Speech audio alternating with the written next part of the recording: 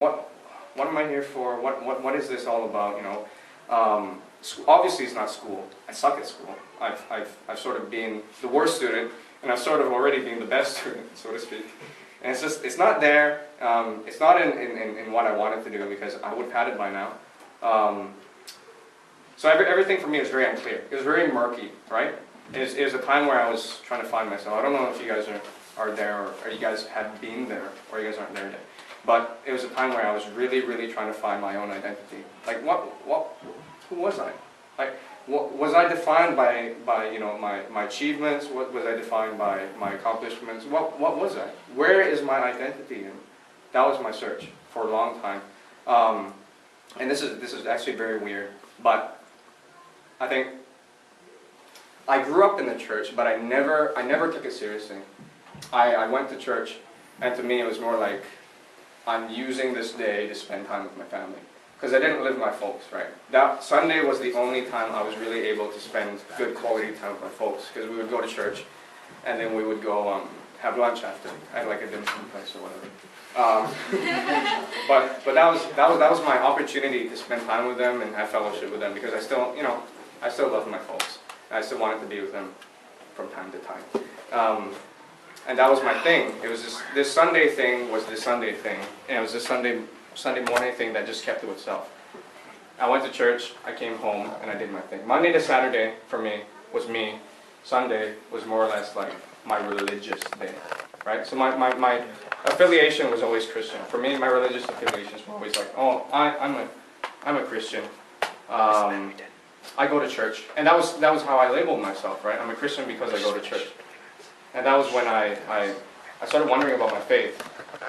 So, I know I'm jumping around, but at that point, that was when I was starting to wonder about my faith. Like, what was this Sunday thing all about? Because if this is really true, right? If this really mattered, then it should have implications all throughout my week. It shouldn't just be a Sunday morning kind of thing. It should be a Monday to Sunday kind of thing. If God really is who He says He is, then He should really matter more to me than 1.5 hours on a Sunday morning.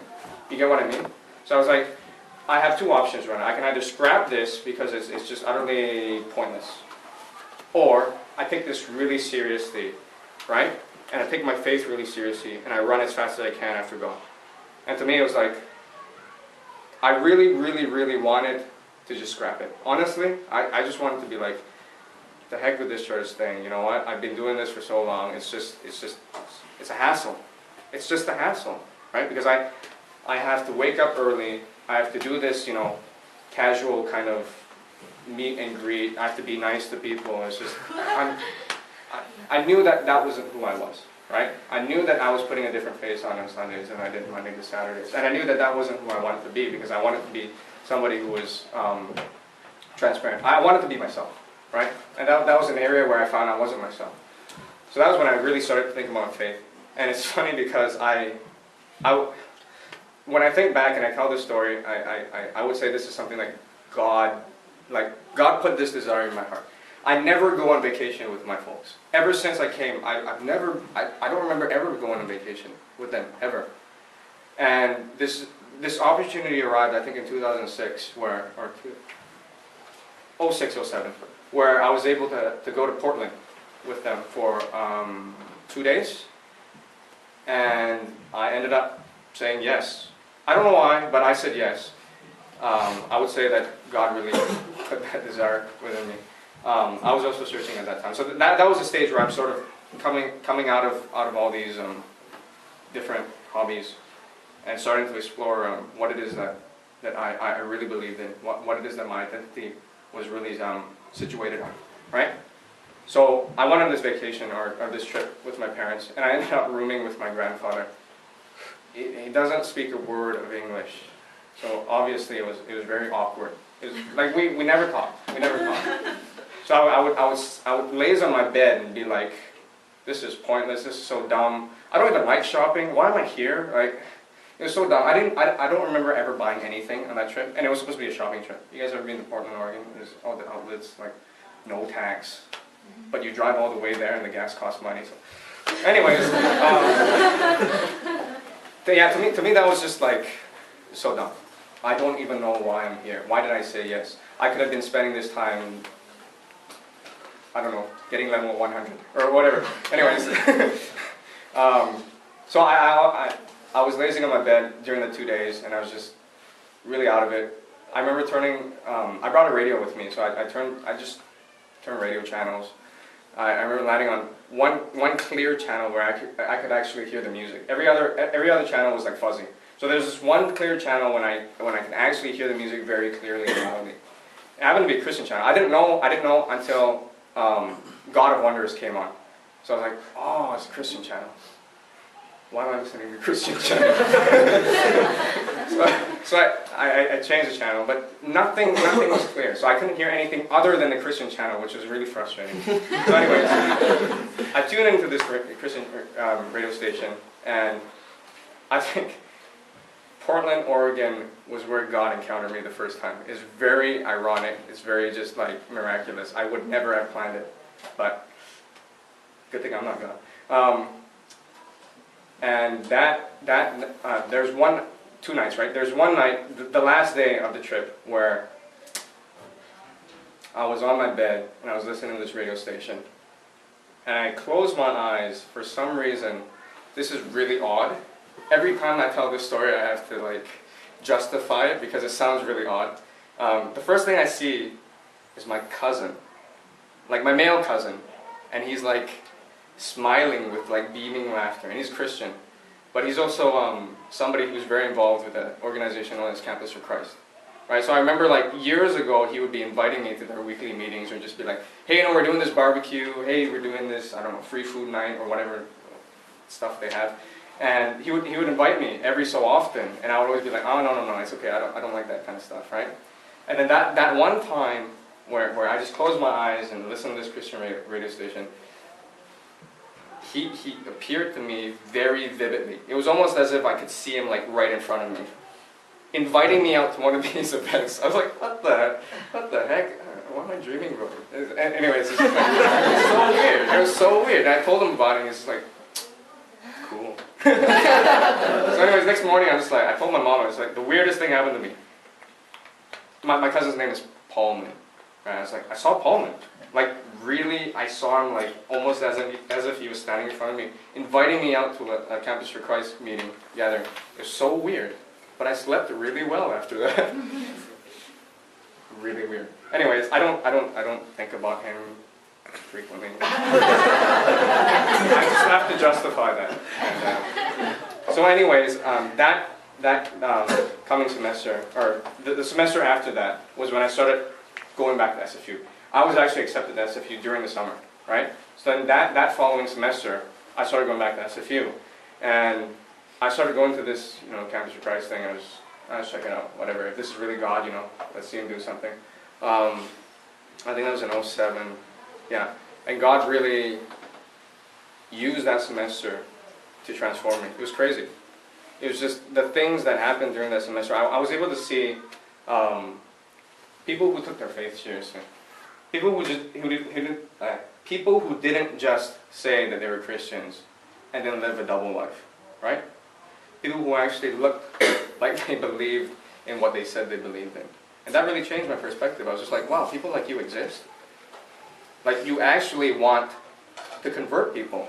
That's cool, right? You guys actually study the Bible. I never even read the Bible, right? So I grew up in the church. I've never even read the Bible. I've never even taken the time to be like, hey, look, it's the Gospels.